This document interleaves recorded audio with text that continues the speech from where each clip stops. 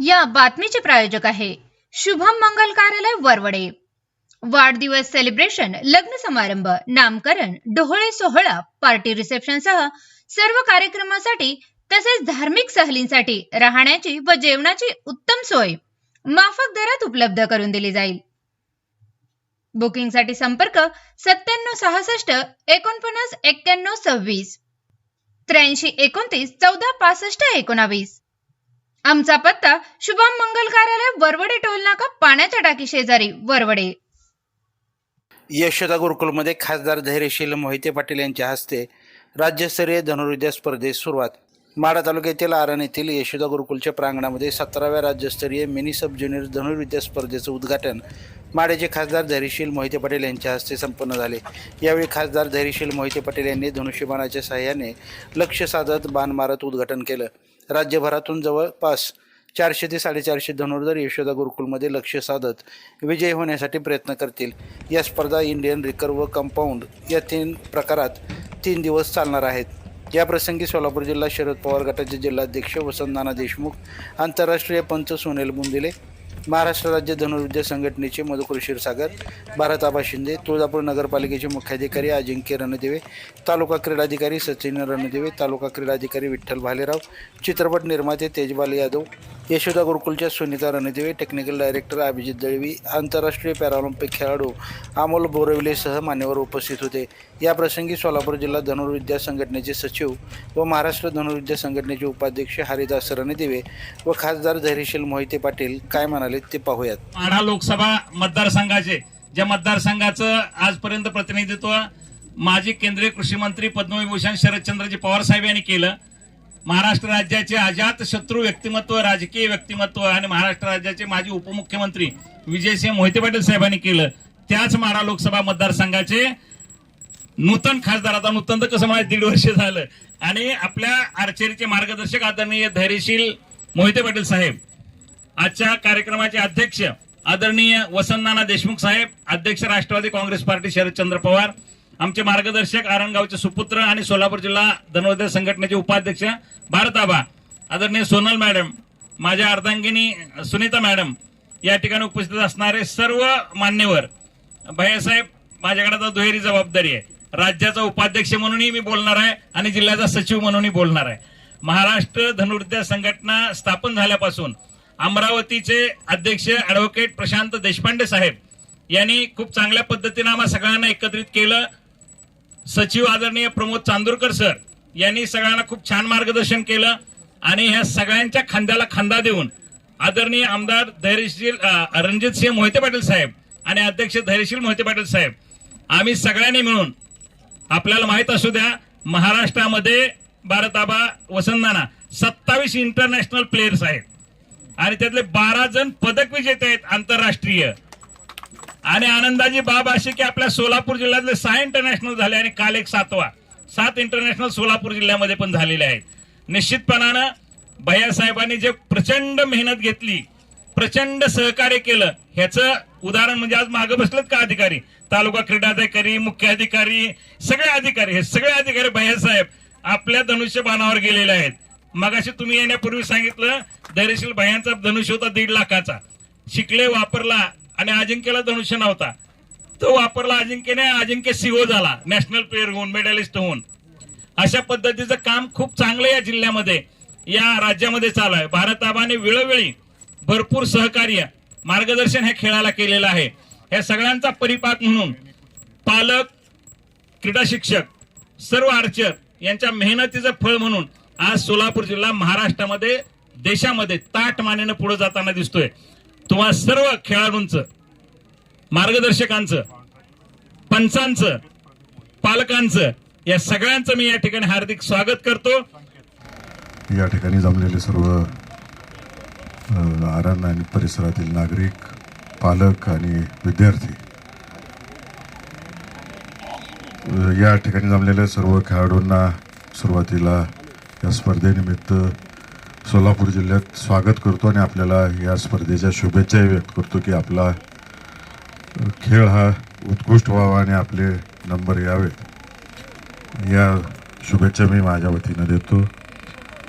सोलापूर जिल्हा धनुर्विद्या संघटनेचं काम रणधीर सरांनी अत्यंत कष्टाने उभं केलं. अनेक खेळाडू निर्माण केले. त्या खेळाडूंच्या माध्यमातून अनेक अधिकारी निर्माण झाले. सगळ्यांना आपला स्वतःच्या पायावर उभा राहता आले या खेळाच्या माध्यमातून. जवळजवळ 35 खेळाडू हे शासकीय नोकरीमध्ये लागले. एक मोठं योगदान या खेळाच्या माध्यमातून जिल्ह्याला, तालुक्याला लाभलेलं आहे. असंच कार्य करत राहावं. रणधीर सरांना अजून एक सूचना करायची आहे की मागेही मी बोललो होतो की प्रत्येक तालुक्यात एक प्रशिक्षक निर्माण झाला पाहिजे. प्रत्येक शाळेला, मोठ्या शाळेला किंवा त्या तालुक्यात एक प्रशिक्षक गेला पाहिजे. जसे खेळाडू आता 35 झालेत, तसे निदान 11 प्रशिक्षक निर्माण झाले पाहिजेत आणि त्या तालुक्यामध्ये गेले पाहिजे. आणि जे काही कोर्सेस असतील, इंटरनॅशनल लेवलचे असतील, नॅशनल लेवलचे कोर्सेस असतील, त्याचे सेमिनार्स झाले पाहिजेत वारंवार. पंचांचे झाले पाहिजेत. म्हणजे स्पोर्ट्समधल्या सगळ्या, एखाद्या खेळाडूला अधिकारी होता येत नाही, तो उद्या चांगला कोच होऊ शकतो, तो चांगला रेफरी होऊ शकतो. अनेक फील्ड्स आहेत त्यातल्या सुद्धा.